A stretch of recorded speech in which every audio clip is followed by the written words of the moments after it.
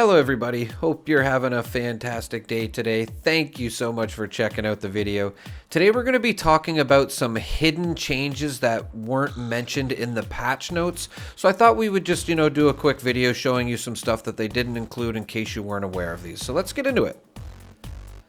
Okay, so the first thing that I want to get into is that you used to be able to put the cryo freezer in a vault. Now there's speculation, I haven't noticed anything, so I'm just going to say it's speculation because I can't confirm anything.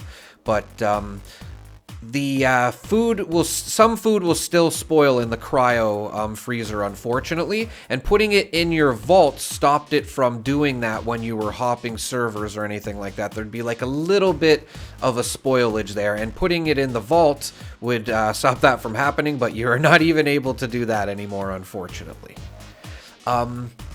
I want to talk about the weightless Secret Service armor. A lot of people are wondering, myself included, why they removed that from Secret Service armor. And from Lady Devon, who is a project manager for, a community manager for Fallout 76, says, "We see the feedback on removing the weightless legendary effect from the Secret Service armor. We are going to revert the change as soon as I know the fix looks like when I will update you all here." So it looks like it could have been a mistake. So yeah, we'll all have that back. I don't know why they would remove that anyway.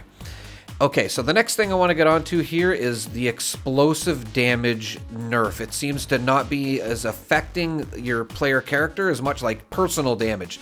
Look at this grenade here. I threw it down and it just went through a wormhole and went over there. Isn't that the weirdest thing?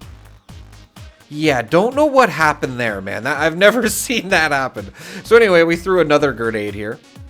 And you can see, like I said, you can't do as much damage to yourself as you used to. Like, this would kill me before almost. Maybe not with the full health, but it's definitely not doing as much damage, which is a good thing. So if you're running Nuka grenades in West Tech, then yeah, this is pretty good actually. I just wanted to show I have the dense armor on. I was just going to take it off here. You can see that it does a little bit more damage. So maybe if you're wondering why it's not doing as much damage to me, it's because I had the dense armor on.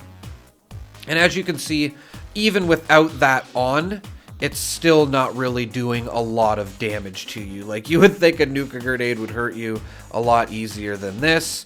I don't know if this is a good thing or a bad thing, because then there's with the events as well, yeah, not really going to get into that. Let me know what you think in the comments. I just wanted to show too that fireproof doesn't really seem to be making a difference. Again, even though it does say it prevents explosive damage, and just showing here, you can see that fireproof didn't really do anything still, so it is still poo-poo in my eyes.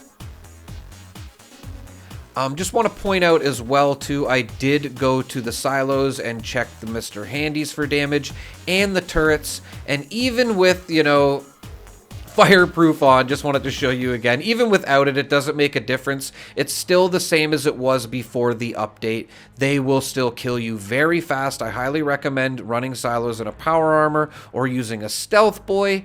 And if you really are getting killed by the damage from the Mr. Handies, I recommend sizzling style. I can link a video that will explain sizzling style if you would like.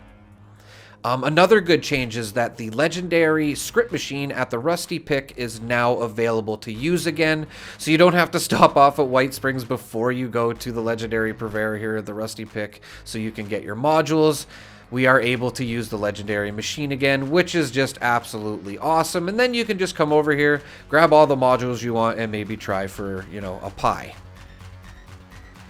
Okay, so another thing they didn't mention in the notes, they didn't mention any of this stuff in the notes for some reason, but you used to be able to, I'll link a video for this as well, you used to be able to make the plasma rifle shoot fireballs like a legacy flamer by just putting on a pulse capacitor and having the flamer mod on as well, and then switching back to a pulse capacitor from a regular capacitor. Like I said, I'll link a video explaining it, but doesn't matter anyway because it doesn't work anymore. And honestly, the flamer does seem a little bit funny. I don't know, like the firing of it didn't seem too right. It was kind of weird.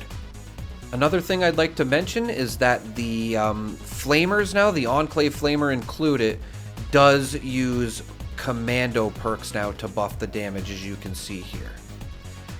This does include the regular plasma rifle as well if you have the flamer on it. Unfortunately, it's not going to be able to shoot fireballs anymore. You can see it doing 34 damage there with commando on, and then I take it off and put rifleman on just to show you that it's not doing as much damage. So basically, rifleman doesn't work for these weapons anymore, and you're going to want to use commando for your Enclave flamers.